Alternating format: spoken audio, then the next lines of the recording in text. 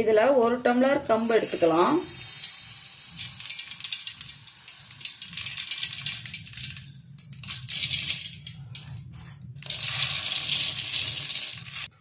நம்ம வெயிலுக்கு கம்பு சோறு எப்படி செய்யறதுன்னு பார்க்கலாம். பாருங்கள், நம்ம கழுவி கொஞ்ச நேரம் ஊற வைக்கலாம்.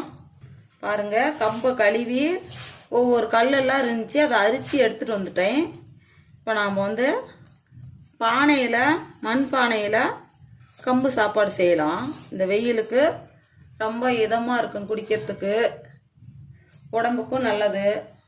எந்த டம்ளரில் கம்பு எடுக்கிறோமோ அந்த டம்ளர்லேயே 4 டம்ளர் தண்ணி ஊற்றணும். எந்த பாத்திரத்தில் எடுத்தாலும் சரி, அதுலேயே 4 ஊற்றினா போதும். பாருங்க, நான் இந்த டம்ளரில் தான் எடுத்தேன், இதுலேயே 4 டம்ளர் ஊற்றுறேன். இதை மூடி வச்சிடலாம், தண்ணி நல்லா கொதிக்கட்டும். பாருங்க, இப்போ மிக்சி ஜாரில் போட்டு இதை பொடி பண்ணி எடுத்துகிட்டு வந்துடலாம். அதிக நேரம்லாம் ஊற வைக்க தேவையில்லை. நம்ம கழுவி வச்சுட்டு சாப்பாடு செய்யறது தண்ணி ஊற்றி வச்சுட்டு வந்த உடனே பாரு மிக்சியில் போட்டு அடிக்கிறோம். அவ்வளோ நேரம் தான் போதும், அதிக நேரம்லாம் தேவையே இல்லை. இதுக்கு பாருங்க, ரொம்ப நைஸாலாம் இருக்கக்கூடாது. பாருங்க, எல்லாம் அடித்து எடுத்துகிட்டு வந்தாச்சு. இந்த அளவுக்கு இருக்கணும், ரொம்ப நைஸாலாம் அடிக்கக்கூடாது. இந்த அளவுக்கு இருக்கணும். இப்படி கொஞ்சம் கட்டி கட்டியாக இருக்கிறதெல்லாம் அப்படி எடுத்து விட்டுணும், கையில் உடச்சி விட்டுருணும். ஏன்னா சாப்பாடு வேகும்போது நம்ம கட்டியாகவே போட்டோமோ அப்படி கட்டி கட்டியாகவே நின்று போயிடும். அதனால் இப்படி உடச்சி விட்டுருணும். ரொம்ப நேரம் அப்படி அடித்து விட்டு வச்சிருக்கக்கூடாது. நம்ம உலை காஞ்ச உடனே போட்டுருணும். பாருங்கள், இப்போ காஞ்சி போச்சு, தண்ணி எப்படி கொதித்து வருது. இப்போ நம்ம கம்பை இதில் சேர்த்துக்கலாம்.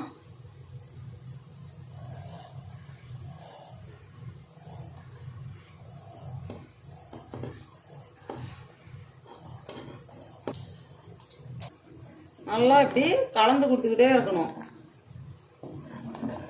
இல்லைன்னா அடி பிடிச்சிக்கும்.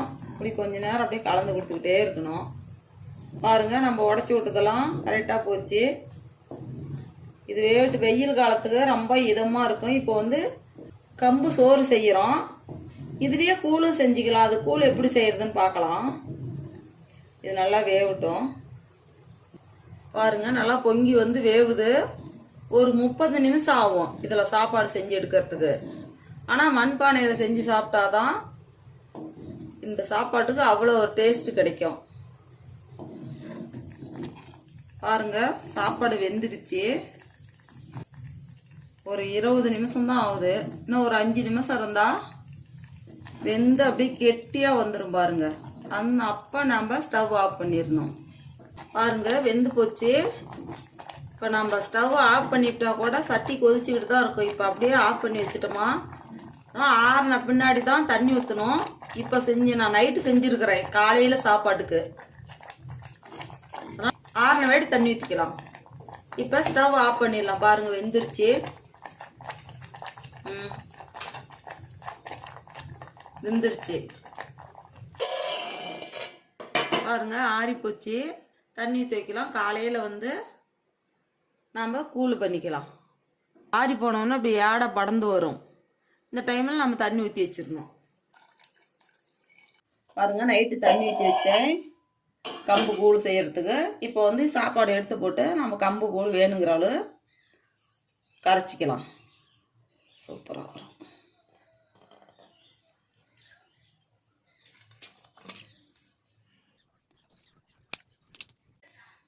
தண்ணி தேவைப்பட்டாலும் ஊற்றி கம்மங்கூழ் செஞ்சுக்கலாம். நாங்கள் காலையில் டிஃபனே இதுதான். பாருங்க, கம்மங்கூழ் ரெடியாச்சு.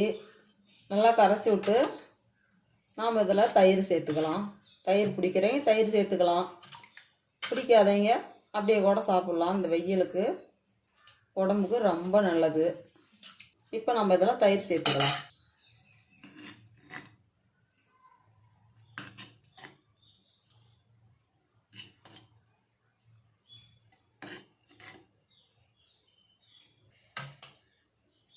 எல்லாம் சேர்ந்து நல்லா கலந்து விட்டுக்கலாம்.